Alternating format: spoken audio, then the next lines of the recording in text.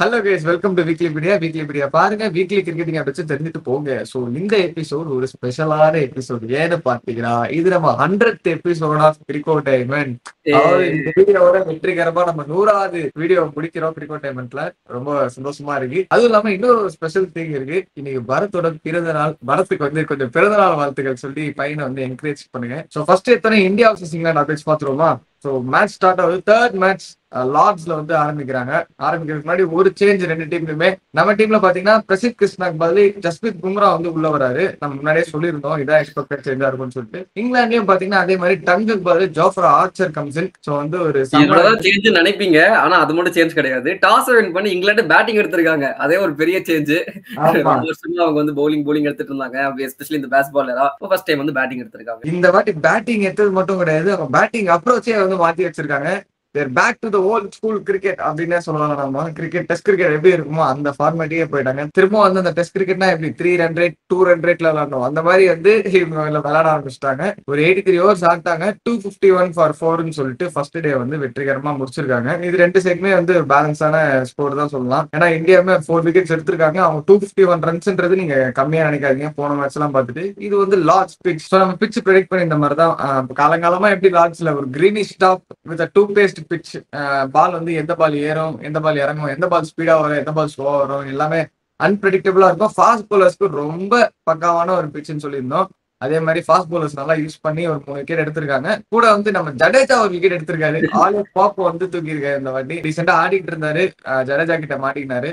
So ஒரு சின்ன change என்னன்னா, நடுவுல ரிஷப் பண்ட் இன்ஜுரி ஆகி ஃபிங்கர்ல இன்ஜுரி ஆகி த்ரூ இஸ்ரேல் கீப் பண்ண வந்தாரு. இங்கிலாந்து பேட்டிங் ஸ்டார்ட் பண்ணாங்க. கிராலே ரொம்ப ஸ்ட்ரகிள் பண்ணிட்டு இருந்தாரு. எடுத்தோடனே டக்கெட்டுமே பெருசாலாம் ஆடல. ஆனா நிதிஷ்குமார் ரெட்டிக்கு 13வது ஓவர்ல என்னமோ கொடுத்தாங்கப்பா ஒரு ஓவர்.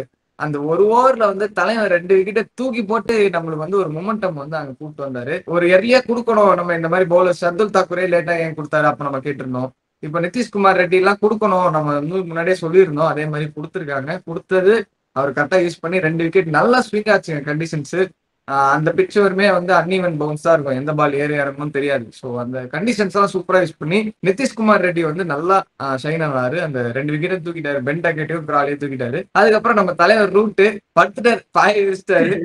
என்னெல்லாம் சீட்டாதீங்க, நான்லாம் பொறுமையா ஆட போறேன், பழைய டெஸ்ட் கிரிக்கெட்டுக்கே நான் போறேன் அப்படின்னு சொல்லிட்டு நல்லா ஆலே பாப் கூட நல்லா பார்ட்னர்ஷிப் வச்சிருந்தாரு. ஆலே பாப் அப்புறம் 44 டிபார்ட் ஆயிட்டாரு ஜடேஜா போலிங்ல. சோ ஆலே பாப் அவுட் ஆனதுக்கு அப்புறம் ப்ரூக் உள்ள வராரு. ப்ரூக் இந்த மேட்ச் ஸ்டார்ட் ஆகிறதுக்கு முன்னாடி இஸ் நம்பர் 1 டெஸ்ட் பேட்டர்னு சொல்லிட்டு அந்த டைட்டில் எடுத்துட்டு வந்தாரு. நல்லா அடிப்பாரு, பயங்கர எக்ஸ்பெக்டேஷன்ஸோட இருந்துச்சு. ஐயோ ப்ரூக் வந்துட்டாரு, ஐயோ நம்பர் 1 டெஸ்ட் பேட்டரா அப்படின்னு சொல்லிட்டு கடி கலங்கி போயிருந்தோம். பரவாயில்ல, பும்ரா ஒரு சூப்பரான டெலிவரி போட்டு போல்ட் ஆகிட்டாரு.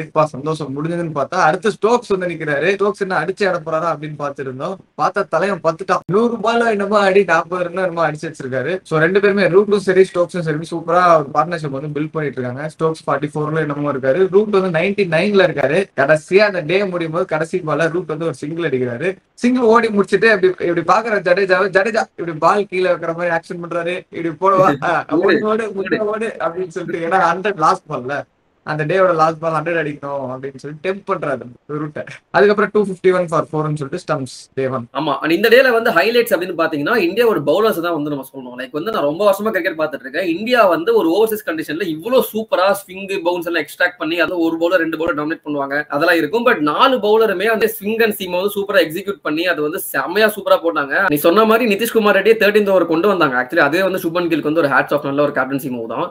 அண்ட் அது கொண்டு வந்தது மட்டும் இல்லாம அவர் சூப்பரா போட்டாரு. எந்த அளவுக்குன்னா டி வரைக்குமே இந்தியன் பவுலர் மோஸ்ட் ஸ்விங் அந்த டிகிரி போடுவாங்கல்ல, like 1.5 degree swing Nitish Kumar Reddy தான் ஆச்சு. சோ அந்த அளவுக்கு பெஸ்ட் சீமரா இருந்தார் ஆக்சுவலி இந்தியாவுக்கு.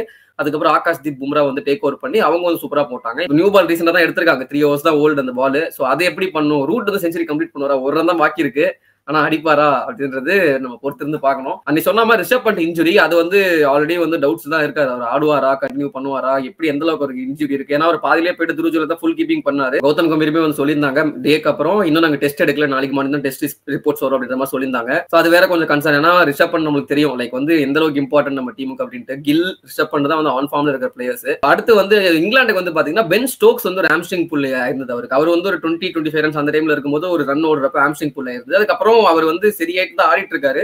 நிறைய நொன்னு நம்ம பார்க்க முடிஞ்சது. ஸோ அவரால் பவுலிங் போட முடியுமா, 100% ஃபிட்டா இருக்காருன்னு தெரியல. இங்க ஒரு இன்ஜுரி அங்க ஒரு இன்ஜுரி, டிரா த மேட்ச் ஆயிடுச்சு. மேட்ச் டிரா ஆகாம இருந்தா சரி. ப்ரெடிக்ஷன் இந்த மேட்ச் யார் ஜெயிப்பாங்க? அதை நம்ம பேசவே இல்லை. இந்தியா ஜெயிப்பாங்க இந்த மேட்ச். இந்தியா ஜெயிப்பாங்கன்றியா? எனக்கு என்னவோ இங்கிலாந்து ஜெயிப்பாங்கன்னு தோணுது இந்த மேட்ச் ஒரு சேஞ்சுக்கு. ஆர்ச்சரும் விக்கெட்ஸ் வந்து அந்த காலம்ல வந்து வருவாரு அப்படின்னு தோணுது. சரி, ஓகே, பொறுத்து வந்து பார்க்கலாம். ஓகே, நெக்ஸ்ட் அப்டேட் என்ன பாத்தீங்கன்னா, முன்னாடியே சொன்ன மாதிரி தான் ஹாரி ப்ரூக் வந்து நம்பர் 1 டெஸ்ட் பேட்டர் இருக்காரு. சுப்மன் கில் வந்து claims 6th position and Jamie Smith வந்து 10th பொசிஷன் வந்து வந்திருக்காரு. என்ன பேட்ஸ்மேன் எல்லாம் எல்லாம் பொசுக்குன்னு வந்துடுறீங்க. யாரும் டெஸ்ட் பேட்ஸ்மேனே இல்லையா, டெஸ்ட் மேட்ச் விளையாடுறது இல்லையா யாருன்னு தெரியல. எல்லாம் டக்கு டக்குன்னு க்ரோ ஆயிட்டு இருக்காங்க. சுப்மன் கில் வந்து அடுத்த ஒரு 3 செஞ்சுரி ஏதாவது போட்டாருன்னு வச்சுக்கோங்க, அப்படியே டாப்ல போய் உட்காந்துருவாரு. ரூட்டுமே ஒரு சான்ஸ் இருக்கு. அவரோட ஃபர்ஸ்ட் பொசிஷன் வந்து ஹாரி ப்ரூக் எடுத்திருக்காரு. அவருமே ஒரு செஞ்சுரி 150 அடிச்சாருன்னா நம்பர் 1 போறதுக்கு சான்ஸ் இருக்கு. இப்ப வேற டெஸ்ட் மேட்ச் இல்லன்றதுனால எனக்கு தெரிஞ்சு டாப் 10 இந்தியா இங்கிலாந்து பேசுறதுல ஆச்சரியப்படுறதுக்கு இல்ல. அங்க வெஸ்ட் இண்டீஸ்ல மட்டும் ஆஸ்திரேலியா வெஸ்ட் இண்டீஸ் ஓடிட்டு இருக்கு. மத்தபடி இதுதான் மெயின். இதெல்லாம் நிறைய பேர் வந்து பார்த்து ஃபாலோ பண்ணி அடிச்சிட்டு இருக்காங்க பயங்கரம். நம்ம 300 சொல்லும் போது ஞாபகம் வருது இன்னொரு அப்டேட். ஒருத்தர் 400 அடிக்க போயிட்டு நான் வேணாம்டா அப்படின்னு சொல்லிட்டு டிக்ளேர் பண்ணிட்டு வந்திருக்காரு. பியான் முல்டர் த சென்சேஷன். அங்கங்க எல்லா இடத்துலயும் பேசிட்டாங்க. சவுத் ஆப்பிரிக்கால ஒருத்தர் 367 ரன்ஸ் அடிச்சுட்டு டிக்ளேர் கொடுத்துட்டு வந்திருக்காரு. ஏன் அப்படின்னு கேட்டதுக்கு நானும் என் கோச்சும் பேசணும். பிரெயின் லாரா வந்து அந்த டஃபஸ்ட் சிச்சுவேஷன் வந்து 400 ரன்ஸ் அடிச்சு வச்சிருக்காரு. நான் வந்து இப்போ வந்து ஒரு அவ்வளவு பெரிய காம்ப்ளெக்ஸ் சிச்சுவேஷன்லாம் ஆடல. நான் வந்து கம்ஃபர்டபுளா தான் ஆடினேன்.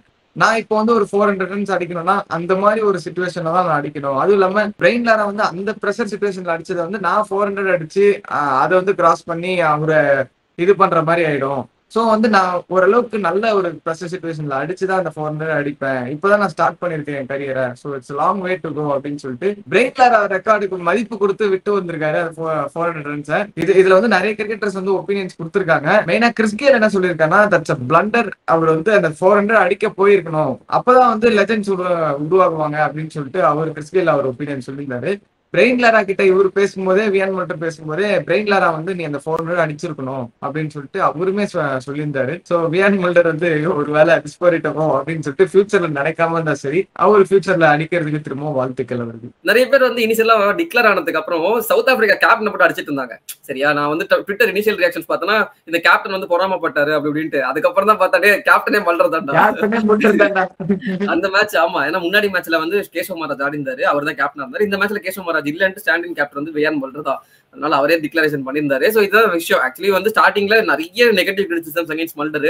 பட் பீடாக் இந்த அப்டேட் கொடுத்தாரு. நான் வந்து பர்சனலா பேசினேன் மல்டர்ட்ட, அவர் பர்சனலா என்கிட்ட சொன்னாரு அப்படின்னு சொன்னதுக்கு அப்புறம் நிறைய இப்போ பாசிட்டிவா வந்து மல்டருக்கு வந்து நிறைய விஷஸ் அண்ட் சொல்றாங்க. ஓகே, நீ பண்ணது கரெக்ட் தான், அதுவும் மேட்டர் ஃபேக்ட் தான். ஒரு வருஷம் மல்டர் எப்படி சொல்றதுன்னா, நான் 400 அடிக்க கூடாதுன்னு இல்ல, ஆனா ஒரு நல்ல டஃப்பான சிச்சுவேஷன்ல அடிக்கணும் அப்படின்ற மாதிரி அவர் மென்ஷன் பண்ணிருந்தாரு அந்த பாயிண்ட். ஆமா, அதுமே ஓகே, ஓரளவுக்கு மேக் சென்ஸ். பட் ஆனா அந்த 400 அடிச்சுட்டு இன்னொரு 400 அடிச்சா வேணாம் நான் சொல்ல போறேன். ஓகே, 5th ஹை ஸ்கோரா இது வந்திருக்கு. நாங்க என்ன எனக்கு என்ன பர்சனல் தோணுச்சுன்னா, அட்லீஸ்ட் இந்த 400 அடிக்காட்டி கூட ஒரு 381 அடிச்சுட்டு டிக்ளேர் கொடுத்துருக்கலாம். ஏன்னா செகண்ட் ஹையஸ்ட்ன்ற மாதிரி ஆயிருக்கும். இப்போ வந்து எதுக்கு 367ல முடிவு பண்ணாருன்னு தெரியல. இன்னும் அது மட்டும் இல்ல, அவர் பவுலிங்குமே 7 விக்கெட் 8 விக்கெட் எடுத்து மேன் ஆஃப் த மேட்ச் அவர் தான் இருந்தாரு. மேன் ஆஃப் த சீரிஸ்மே அவர் தான். அந்த மேட்சை பத்தி சொல்லணும். செகண்ட் மேட்ச் வந்து ரொம்ப ஈஸியா பயங்கரமா இருந்தார் முல்டர். ஆமா, ஆமா, வியன் முல்டர் சம ஃபார்ம்ல இருக்கார் சவுத் ஆப்பிரிக்காக்கு. அண்ட் செகண்ட் டெஸ்ட் ரொம்ப ஈஸியா ஜெயிச்சிட்டாங்க. லைக் இது வந்து ஃபர்ஸ்ட் இன்னிங்ஸ்ல அவங்க 650 டிக்ளரேஷன் ஆனாங்க. அடிக்கவே விடல. இன்னிங்ஸ் டிஃபீட் பை 250 ரன்ஸ் கிட்ட. அதுல நீங்க தெரிஞ்சுக்கலாம். லைக் வந்து 2 இன்னிங்ஸ்மே டாமினேட் பண்ணிட்டாங்க. ஆக்சுவலி 3 இன்னிங்ஸ்மே டாமினேட் பண்ணிட்டாங்க சவுத் ஆப்பிரிக்கா. ஒரு யங் டீம் வச்சிட்டு சூப்பரா விளையாடுறாங்க சவுத் ஆப்பிரிக்கா. ஆமா, 10 in a row ஜெயிச்சிருக்காங்க by the way South Africa. சரி, ஓகே, அடுத்த டெஸ்ட் முடிச்சாச்சு. அடுத்து நம்ம அப்படியே ஃபாஸ்ட் ஃபார்வர்ட் பண்ணி T20 பக்கம் வந்தீங்கன்னா, இங்க வந்து ஸ்ரீலங்கா vs பங்களாதேஷ் வந்து T20 போயிட்டு இருக்கு. இப்போ நேத்து ஃபர்ஸ்ட் மேட்ச் ஆடுனாங்க. ரொம்ப ஈஸியான ஒரு வின் ஃபார் ஸ்ரீலங்கா. லைக் வந்து ஃபர்ஸ்ட் இன்னிங்ஸ் வந்து பவுலிங் போடுறாங்க ஸ்ரீலங்கா. கிட்டத்தட்ட 151 152 அந்த ரேஞ்சில் வந்து பங்களாதேஷ் வந்து விளையாடுறாங்க. கொஞ்சம் டஃப்பான விக்கெட்டா தான் இருக்குன்ற மாதிரிலாம் பார்த்தாங்க. டஃப்பான விக்கெட்டா வாங்க சாமி பேரா சேசிங்ல காட்டுற அப்படின்ட்டு ஸ்ரீலங்கா 6 ஓவர்ல கிட்டத்தட்ட 80 for 1 இருந்தாங்க. அங்கேயே மேட்ச் முடிஞ்சிருச்சு. சரிங்களா, முடிச்சிட்டாங்க. 10 நிசாங்கா குசல் மெண்டிஸ் செம்ம இன்னிங்ஸ் ஆடினாங்க. அதுக்கப்புறம் கொஞ்சம் ஸ்லோ டவுன் ஆச்சு. 19 overs வரைக்கும் எடுத்துட்டு போனாங்க. பட் ஸ்டில் ஒரு கம்ஃபர்டபிள் சேஸ் தான். லைக் ஸ்ரீலங்கா வேற never out of the chase. அவங்க வந்து அந்த less than 6 runs per over வச்சுட்டே இருந்தாங்க. கடைசியில வந்து ஜெயிச்சு முடிச்சிட்டாங்க. சோ அந்த மேட்சை பத்தி பேசுறதுக்கு பெருசா ஒன்றும் இல்ல. அந்த ஓப்பனிங் அந்த குசல் மெண்டிஸும் நிசாக்காவும் சூப்பரா ஆடினாங்க. பவுலிங் வந்து பாத்தீங்கன்னா தஷுன் ஷனக்கா அவர் சூப்பரா போட்டாரு. அண்ட் அது மட்டும் இல்லாம ஜெஃப்ரி வேண்டர்சி அப்படின்ட்டு வந்து ஒரு வனிந்து அசரகாக்கு ரிப்ளேஸ்மெண்ட் லெக் ஸ்பின்னர். நம்மளுக்கு தெரியாததா, நம்மள கூட ஓட விட்டாரு ஒரு ஓடிஐ மேட்ச்ல. அவர் வந்து சூப்பரா போட்டிருந்தாரு. சோ ஈவன் சொல்லி 1-8 1-0 இன்னும் 2 மேட்ச் இருக்கு. சோ பங்களாதேஷ் வந்து கம்பேக் கொடுப்பாங்களா இல்ல ஸ்ரீலங்கா தான் வந்து ஓடிஐ சீரிஸ் ஜெயிச்ச மாதிரி ஜெயிப்பாங்களான்றதை நம்ம பொறுத்து இருந்து பார்க்கணும். அடுத்து இந்த T20க்கும் டெஸ்ட்டுக்கும் நடுவில் ஒரு ஃபார்மேட் இருக்கு பாத்தீங்களா, ஓடிஐ. அந்த ஓடிஐ ஃபார்மேட்ல நம்ம இந்தியா அண்டர் 19 வந்து இங்கிலாந்துல ஆடிட்டு இருந்தாங்க அப்படின்னு நம்ம வந்து பேசிட்டோம். அதுல வைபவ் சூரியவன்சி பத்தி நம்ம நிறைய அப்ரிசியேஷன் கொடுத்துட்டோம். சரிங்களா, 3 மேட்ச்ல அவர் தான் டாப் ஸ்கோரர் அப்படின்னு பேசிட்டோம். அது என்னதான் பேசினாலும் திரும்ப நான் இன்னொரு எபிசோட்லயும் பேச வைப்பாண்டா என்ன பத்தி அப்படின்ற மாதிரி 4th மேட்ச்ல சாமி நான் லைவா பாத்துட்டு இருந்தேன், உண்மையே சொல்றேன், நான் அந்த மாதிரி ஒருத்தர் நான் பார்த்ததே இல்லை. இங்கிலாந்துல போயிட்டு இங்கிலாந்து பவுலர்ஸை டாமினேட் பண்றாரு, டெசிமேட் பண்றாருன்னே சொல்லலாம். சரிங்களா, 78 பால்ஸ்ல 143 ரன்ஸ் அடிச்சு வச்சிருந்தாரு. அண்ட் அந்த இன்னிங்ஸுமே பாத்தீங்கன்னா போட்டு எக்ரி வந்து லொப்பு லொப்பு லொப்புன்னு போட்டு வாரு வச்சு செஞ்சுட்டாருங்க. உண்மையிலேயே வந்து சான்ஸே இல்லை, ஒரு சூப்பரான பேட்டிங் டிஸ்பிளே. அந்த மேட்ச் வந்து இந்தியா காம்பரன்சிவா ஜெயிச்சிட்டாங்க. சீரிஸுமே வந்து இந்தியா காம்பரன்சிவா ஜெயிச்சிட்டாங்க 3-2. 5th ODI வந்து நம்ம தோத்துட்டோம், பட் ஓகே தான், அது பிரச்சனை இல்லை. லைக் வந்து ஓவராலா பாத்தீங்கன்னா அந்த சீரிஸ் வந்து நிறைய யங்ஸ்டர்ஸ் வந்து ஐடென்டிஃபை பண்ணிருக்கோம். வைபவ் சூரியவன்சி ஒரு 14 இயர்ஸ் நமக்கு தெரியும். அதுக்கப்புறம் வந்து வியான் மல்ஹோத்ரான்னு ஒரு 18 இயர்ஸ் யங்ஸ்டர் ஒருத்தர் இருக்காரு, அவரும் வந்து சூப்பரா வந்து பர்ஃபார்ம் பண்ணிட்டு இருந்தாரு. அதுக்கப்புறம் பவுலிங் வந்து பாத்தீங்கன்னா RS அம்பரீஷ் அப்படின்ட்டு வந்து ஒரு ஆல்ரவுண்டர். அவர் வந்து கிட்டத்தட்ட ஒரு லெஃப்ட் ஹேண்ட் பேட்டர், ஒரு ராஜாங்கட் பாவா மாதிரி நான் பார்த்தேன். ஒரு left hand batter, right arm வந்து சீம் நல்லா போட்டார். ஒரு 130s வந்து போடக்கூடிய ஒரு பவுலர், நல்லா போட்டாரு.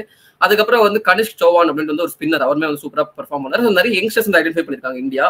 நிறைய எக்ஸ்பெக்டேஷன் இருந்த கேப்டன் ஆயுஷ் மாத்ரே வந்து டிசப்பாயிண்ட் பண்ணிட்டாரு அன்பார்ச்சுனேட்லி. லைக் அவர் வந்து ஒரு bad series for him. And பேட்டிங்ல மட்டும் இல்லாம ஃபீல்டிங்ல ஒரு 1 or 2 டிராப் கேச்சஸ் அப்பப்போ விட்டாரு. ஸோ ஆயுஷ் மாத்ரே ஒரு பேட் சீசன் தான், பட் பரவாயில்ல, இது பவுன்ஸ் பேக்ன்ற நம்பிக்கை எனக்கு இருக்கு. இதுதாங்க இந்தியா அண்டர்-19 இங்கிலாந்துல போய் ஜெயிச்சிட்டாங்க. அவங்க மட்டும் ஜெயிச்சாங்கன்னு கேட்டீங்கன்னா இன்னொரு சீரிஸ்லயும் ஜெயிச்சிருக்காங்க. அது நம்ம அப்புறம் பார்ப்போம், என்னன்றது உங்களுக்கே கண்டுபிடிச்சிருப்பீங்க. சரி, ஓகே. அடுத்து நம்ம வந்து பாத்தீங்கன்னா சாய் கிஷோர் அவர் லெட் பண்ண திருப்பூர் தமிழன்ஸ் வந்து TNPL வந்து ஜெயிச்சிட்டாங்க. நம்ம இது போன வீடியோல ஏதோ வீடியோல பாத்துருந்தோம், லைக் வந்து ஜெயிச்சிட்டாங்க அப்படின்ற மாதிரி டாமினன்ட் பர்ஃபார்மன்ஸ். நான் ஆக்சுவலி சொல்லியிருந்த ஒரு வீடியோல ஐம் எக்ஸ்பெக்டிங் திருப்பூர் தமிழன்ஸ் இந்த வருஷம் ஜெயிப்பாங்க அப்படின்ட்டு அகைன்ஸ்ட் ஆல் தி ஆட்ஸ். எல்லாருமே வந்து ஃபர்ஸ்ட் சேப்பாக் சூப்பர் கிங்ஸ் ஜெயிப்பாங்கன்னு நினைச்சாங்க. அதுக்கப்புறம் திண்டுக்கல் டிராகன்ஸ் வந்து most likely to defend the title சொல்லியிருந்தாங்க. பட் திருப்பூர் தமிழன்ஸ் நம்பிக்கை இருந்துச்சு, ஏன்னா ஒரு டீமா அவங்க சூப்பரா இருந்தாங்க. துஷார் ரகேஜா, சாய் கிஷோர், நட்ராஜன், எசக்கி முத்துன்னு ஒரு சூப்பரா ஒரு பவுலர் வந்து திடீர்னு எமர்ஜ் ஆனாரு. பேட்டிங் வந்து பாத்தீங்கன்னா அமித் சத்விக், அவர் ரொம்ப வருஷமா ஆடிட்டு தான் இருக்காரு, 3-4 இயர்ஸ் ஆடுறாரு TNPL. இந்த வருஷம் ஒரு பிரேக் த்ரூ சீசன் அவருக்கு. துஷார் ரகேஜா ஓப்பனிங் இவர் லெஃப்ட் ஹேண்ட் ஆடுனாருன்னா, ரைட் ஹேண்ட்ல வந்து அமித் சத்விக் வந்து சூப்பர் ஆடிட்டு இருந்தாரு. அவருமே 22 இயர்ஸ் தான் அவருக்குமே. ஸோ வந்து ஓவராலா வந்து திருப்பூர் தமிழன் ஜெயிச்சிட்டாங்க. So happy for the team. And அது மட்டும் இல்லாம ஜெயிச்ச கையோட பாத்தீங்கன்னா இந்த கேப்டன் சாய் கிஷோருக்கு சரையில வந்து ஒரு 2 மேட்ச் கவுண்டி சாம்பியன்ஷிப் ஸ்டிண்ட் கொடுத்திருக்காங்க. 2 மேட்ச் டெஸ்ட் மேட்ச் ஆட போறாரு அகைன்ஸ்ட் யார்க்ஷயர் அண்ட் டராம்.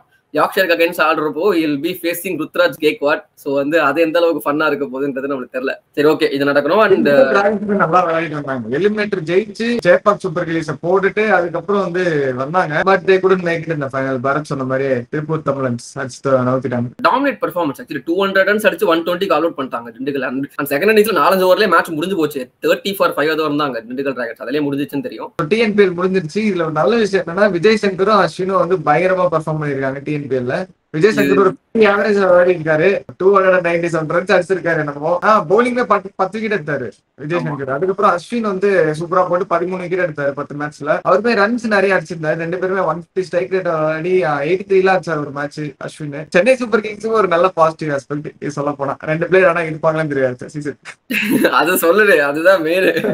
ஆக்சுவலி அவங்கள விடுங்க, நான் சிஎஸ்கேன்னு இல்ல, பொதுவாவே வந்து தமிழ்நாடு கிரிக்கெட்டுக்கு ஒரு செம பாசிட்டிவ். ஏன்னா நிறைய யங்ஸ்டர்ஸ் நம்மளே சொன்ன மாதிரி எசக்கி முத்துவா இருக்கட்டும், அப்புறம் சிஎஸ்டில வந்து நிறைய யங்ஸ்டர்ஸ் வந்து பிரேம்குமார் ஒருத்தர் வந்து செமையா பவுலிங் போட்டாரு. நிறைய பேர் வந்து ஐடென்டிஃபை பண்ணிருக்காங்க. அமித் சாத்விக் நான் சொன்ன மாதிரி ஒரு wicket keeper batter. Tushar Raheja note பண்ணி வச்சுக்கோங்க, கண்டிப்பா IPL ஒரு பெரிய கான்ட்ராக்ட் வந்து ஏதோ ஒரு டீம் எடுக்க போறாங்க. அந்த லெஃப்ட் ஹேண்ட் ஓப்பனருக்கு செம்ம மும்பை செலக்டர்ஸே வந்து வந்துட்டு இருந்தாங்க மேட்சஸ்க்குலாம். ஆமா, நீ சொல்ற மாதிரி மும்பை இந்தியன்ஸ் கூட எடுக்கலாம். இஷான் கிஷான் போனதுக்கு அப்புறம் அந்த ஒரு லெஃப்ட் ஹேண்டர் இந்தியன் ஓப்பனர் அவங்களுக்கு இல்ல. சோ அவங்க துஷார் ரகேஜாக்கு போறதுக்கு வாய்ப்பு இருக்கு. போனாங்கன்னா ரொம்ப வருத்தம்ப்பா, ரொம்ப வருத்தம் எடுத்துட்டாங்கன்னா. ஓகே, TNPL பார்த்தாச்சு. அடுத்து MLC பக்கம் போனோம்னா MLCல வந்து நம்ம எதிர்பார்த்த மாதிரி தாங்க இந்த சீரிஸ் நகர்ந்துட்டு இருந்துச்சு. சரிங்களா, டாப் 3 டீம்ஸ் டாமினேட் பண்ணாங்க. அந்த 4th டீம் வந்து நான் வந்து நைட் ரைடர்ஸ்கா இல்ல MIக்கான்னு சொல்லியிருந்தேன். அதுல வந்து நைட் ரைடர்ஸ் குவாலிஃபை ஆகிறதுக்கு வாய்ப்பு இருக்கு அப்படின்னு சொல்லியிருந்தேன். அதுல வந்து ஒரு சின்ன ட்விஸ்டா MI குவாலிஃபை ஆயிட்டாங்க. அது எனக்கு பெருசா சர்ப்ரைசிங்காலாம் இல்ல. 2 டீம்ல ஒரு டீம் நான் நைட் ரைடர்ஸ் மும்பை வந்து குவாலிஃபை ஆனாங்க. But okay, domination wise top 3 teams dominate பண்ணாங்க. அது நார்மலா தான் போயிட்டு இருந்துச்சு. எங்கடா ட்விஸ்ட் அடிக்கிறாங்கன்னா குவாலிஃபையர் 1ல வந்து மழை பெய்யுது. மழை பெஞ்சு மேட்ச் அபாண்டன்ட் ஆகுது. வாஷிங்டன் ஃப்ரீடம் வந்து டாப்ல முடிச்சதுனால வாஷிங்டன் ஃப்ரீடம் வந்து குவாலிஃபை ஆறாங்க. சரிங்களா, அவங்க வந்து டெக்சாஸ் சூப்பர் கிங்ஸ் அகைன்ஸ்ட் அந்த மேட்ச். டெக்சாஸ் வந்து பாயிண்ட்ஸ் டேபிள்ல செகண்ட் முடிச்சதுனால அவங்க வந்து குவாலிஃபையர் 2 ஆகணும். அது ஓகே. சரிங்களா, அடுத்து வந்ததுனா eliminator MI New York versus San Francisco unicorns. On paper பாத்தீங்கன்னா MI நியூயார்க் தான் வந்து டிசப்பாயிண்ட் பண்ணிருக்கணும். லைக் வந்து சான் பிரான்சிஸ்கோ வந்து குவாலிஃபை ஆயிருக்கணும்ன்ற மாதிரி தான் இருந்துச்சு. ஆனா அவங்க ஸ்டார்டிங்ல இருந்தே வந்து தேவர் behind the ball. Like 133க்கு all out ஆயிட்டாங்க. அண்ட் மும்பை வந்து ஆல்மோஸ்ட் 81 for 3 இருந்தாங்க. ஆல்மோஸ்ட் அவங்க ஈஸியா சேஸ் பண்ற மாதிரி தான் இருந்தாங்க. இது வந்து ஒரு லோ ஸ்கோரிங் த்ரில்லரா முடிஞ்சது. அந்த த்ரில்லர் முடிஞ்சு கொடுத்தது யாருன்னா தலைவர் போல்ட் தான். 2 பால் 2 6 அடிச்சாரு. ஆக்சுவலி 2 ஓவர் 19 ரன்ஸ் தேவை, 2 விக்கெட் தான் பாக்கி இருந்துச்சு. செம்ம கொலாப்ஸ். சரிங்களா, பொலாட் அவுட் ஆனாரு. அப்புறம் வரிசையா கடன்னு விக்கெட் விழுந்துச்சு. அசான் கான் அவங்களுக்கு வந்து சூப்பரா போட்டாரு.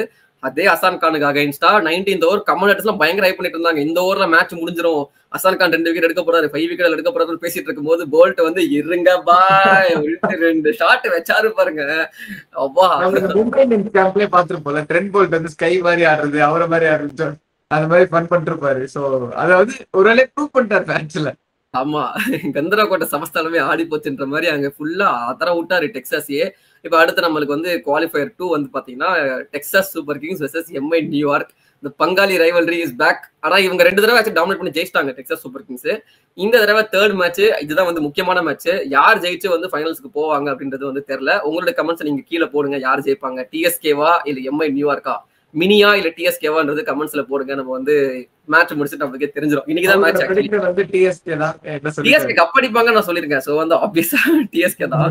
திரும்ப சொல்றேன், எஸ்எஃப்யூ மாதிரி ஆன் பேப்பர் நல்லா தான் இருக்காங்க டிஎஸ்கே. மை பிரெடிக்ஷன் டிஎஸ்கே, அவ்வளவுதான். அடுத்த 2 ஸ்மால் அப்டேட். ஒன்னு வந்து பிருத்வி ஷா வந்து மும்பை விட்டு போறாரு அப்படின்னு நம்ம வந்து பாத்துருந்தோம் டொமஸ்டிக்ல. சோ இப்போ அவர் வந்து மகாராஷ்டிரா வந்து ஜாயின் பண்ணிருக்காரு. சோ ஈ ஜாயின்ஸ் ருத்ராஜ் கேக்வாட், ராகுல் திரிபாதி, அன்கித் பாவனே, இந்த மகாராஷ்டிரா டீம். ஆல்ரெடி வந்து 3 ஓபனர்ஸ் இருக்காங்க. சோ இவர் வந்து ஒரு 4th ஓபனரா ஜாயின் ஆறாரு. சோ எப்படி அந்த பேட்டிங் ஆர்டர் இருக்குன்றது பாக்கிறதுக்கு நான் ஆர்வமா இருக்கேன். முன்னாடி ருத்ராஜ் கேக்வாட் வந்து கொஞ்சம் பினிஷரெல்லாம் ஆடிட்டு இருந்தார் மகாராஷ்டிராக்கு. அந்த மாதிரி தான் இந்த வருஷம் ஆட போறாரா, இல்ல அந்த 1 டவுன்ல வந்து ரொம்ப கீனா இருந்தார் அவர். 1 டவுன் 2 டவுன் ஆட போறேன் அப்படின்ட்டு அந்த பொசிஷன்ல ஆட போறாருன்றது. ருத்ராஜ் கேக்வாடோட பொசிஷன் கண்டிப்பா மாறும். கண்டிப்பா இங்க அன்கித் பாவனை விட்டு தர மாட்டாரு. ராகுல் திரிபாத்தியுமே அந்த நம்பர் 3 பொசிஷன்ல வந்து ஆடுவார் அப்படின்றப்போ ருத்ராஜ் கேக்வாட் நம்பர் 4 நம்பர் 5 எங்க ஆடுவாருன்னு நமக்கு தெரியல. சோ அதை வந்து நம்ம பொறுத்திருந்து பார்க்கணும். அண்ட் இது மட்டும் இல்லாம அயர்லாண்டோட டொமஸ்டிக் T20ல வந்து ஒரு பெரிய ரெக்கார்ட் பண்ணிருக்காரு கர்டிஸ் கேம்பர். அவர் வந்து he becomes the first player in the men's cricket to take 5 wickets in 5 balls. So இது வந்து ஒரு பெரிய அச்சீவ்மெண்ட். லைக் அவர் வந்து actually 4 wickets in 4 balls எடுத்திருந்தாரு T20 qualifiers against ஸ்ரீலங்கால. அதை நம்ம வந்து 2021 நினைக்கிறேன் அந்த வருஷம் நம்ம பார்த்திருந்தோம். அதுக்கப்புறம் இப்போ ரீசெண்டா வந்து டொமஸ்டிக்ல ஆடிட்டு இருக்கும்போது 5 பால்ல வந்து 5 விக்கெட். ஸோ ஏதோ ஒரு ஓவர்ல கடைசி பால் விக்கெட் எடுத்துட்டு திரும்ப அடுத்த ஓவர் அவர் போடும்போது 4 பால் 4 விக்கெட் வரிசையா எடுத்துட்டு he takes that ரெக்கார்டு. இதுக்கு முன்னாடி வந்து பாத்தீங்கன்னா கெல்லிஸ் ஹென்லூ அப்படின்ட்டு வந்து ஒரு ஜிம்பாப்வே ஸ்பின்னர் எடுத்திருந்தாங்க 5 பால்ல 5 விக்கெட். அது உமன்ஸ் கிரிக்கெட் எடுத்திருந்தாங்க. மென்ஸ் கிரிக்கெட்ல வந்து இதுதான் ஃபர்ஸ்ட் டைம். ஸோ அது வந்து அவருக்கு அந்த கிரெடிட்ஸ் கொடுத்துட்டு அப்படியே நம்ம வெஸ்ட் இண்டீஸ் பக்கம் போனோம்னா வெஸ்ட் இண்டீஸ்ல வந்து ஜிஎஸ்எல் வந்து நடந்துட்டு நேத்தாவது ஸ்டார்ட் ஆச்சு, குளோபல் சூப்பர் லீக். ஸோ அது என்ன அப்படின்னு பாத்தீங்கன்னா சாம்பியன்ஸ் லீகோட மினி வெர்ஷன். நம்ம சாம்பியன்ஸ் லீக்ல நம்ம பார்த்து போல ஓலா ஹோலா ஹோலா ஹோஹோ அந்த லீக் வந்து இப்போ ஆக்சுவலி அது வரப்போகுதுன்னு பேசுறாங்க. பட் அது நம்மளுக்கு தெரியல. ஆனா அதோட மினி வெர்ஷனா வந்து போன வருஷமே ஒரு சீசன் ஸ்டார்ட் பண்ணாங்க. அந்த மாதிரி இது வந்து செகண்ட் சீசன் வந்து நடந்துட்டு இருக்கு.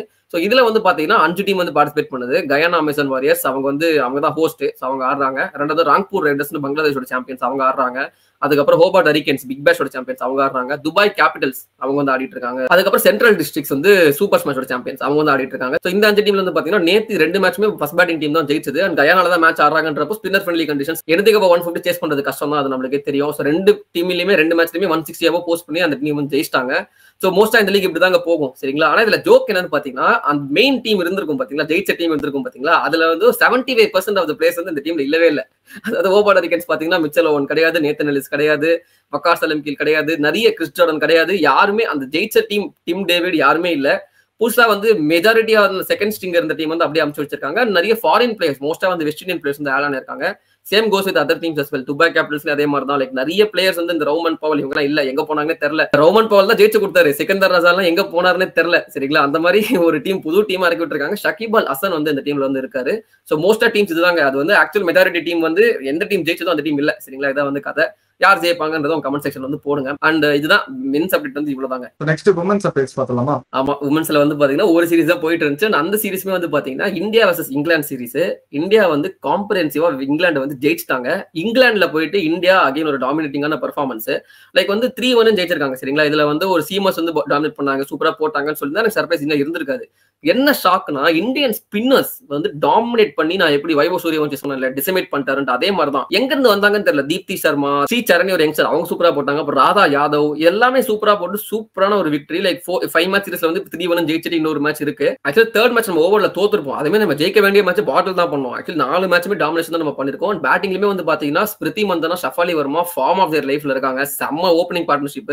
4 மேட்ச்ல 3 மேட்ச் அவங்க 50+ பார்ட்னர்ஷிப் வச்சிருக்காங்க. For the first time in England இது நடக்குது ஃபார் இந்தியா. ஆக்சுவலி அதான் நான் சொன்ன மாதிரி நல்ல ஃபார்ம்ல இருக்காங்க எல்லா பிளேயர்ஸுமே. ஒரு செகண்ட் ஸ்ட்ரிங் ஸ்குவாட் மாதிரி தான் இருந்துச்சு ஆன் பேப்பர் பார்க்கும்போது. பட் அதை வச்சே ஜெயிச்சுட்டு வந்திருக்காங்க அப்படின்றப்ப உண்மையிலேயே பெரிய விஷயம். ஸோ நல்லா பாத்துக்கிட்டீங்கன்னா இங்கிலாந்துல போயிட்டு England under nineteen against India under nineteen ஜெயிச்சிட்டாங்க. இந்தியா உமன்ஸ் டீம் ஜெயிச்சிட்டாங்க. இப்ப அடுத்து யாரு பெண்டிங்? மென்ஸ் டீம் தான், மெயின் டீம் தான். அப்போ இது வெற்றி தர ஜெசி. அதுல உனக்கு தெரியல, நான் சொல்ல விரும்பல. ஜெயிச்சுட்டா வந்து ஒரு கிளீன் ஸ்வீப்புங்க. இங்கிலாந்தோட சம்மரை வந்து கெடுத்து விட்டோன்னே சொல்லலாம். பட் பாப்போம் என்ன பண்ண காத்திருக்காங்கன்றது தெரியல. சோ இது நான் தீப்தி சர்மான்னு பேசிட்டு இருக்கப்போ தீப்தி சர்மாவோட இன்னொரு அப்டேட் என்னன்னா தி 100 ஒரு டோர்னமெண்ட் நடக்கும்ல, அது வந்து ஆகஸ்ட்ல வந்து ஸ்டார்ட் ஆகும். அதுல வந்து த ஒன்லி இந்தியன் பிளேயர் இந்த தடவை வந்து டிராஃப்ட்ல எடுத்த பிளேயர் யாருன்னு பாத்தீங்கன்னா தீப்தி சர்மாவா தான் இருந்தாங்க. நிறைய பேர் வந்து T20 வேர்ல்டு ப்ரிப்பரேஷனுக்காக வந்து நாங்க இங்கிலாந்து போலன்ற மாதிரி சொல்லியிருந்தாங்க. Deepti Sharma was the only player who was drafted by அந்த லண்டன் ஸ்பிரிட்ஸ் ஜெயிச்சு கொடுத்தாங்க போன வருஷம், அவங்க 6 அடிச்சு. இப்போ அவங்களும் வந்து புல் அவுட் பண்ணிட்டாங்க. ஸோ இப்போ this makes that no Indian players will be part of the 100. For the first time எந்த இந்தியன் பிளேயருமே வந்து அந்த டோர்னமெண்ட்ல இருக்க மாட்டாங்கன்றது குறிப்பிடத்தக்கது. ஸோ இத்துடன் செய்திகள் நிறைவடைந்தன. இது மாதிரி இன்ட்ரெஸ்டிங்கான அப்டேட்ஸ் நாங்கள் கொடுத்துக்கிட்டே இருப்போம் வாரம். அதை நீங்க பார்க்கணும்னு நினைச்சீங்கன்னா கிரிக்கெட் டைம் ஒரு சப்ஸ்கிரைப் பண்ணி போட்டுட்டுருங்க. ஏன்னா சின்ன பசங்க நாங்க. எங்களை சப்ஸ்கிரைப் பண்ணுங்க.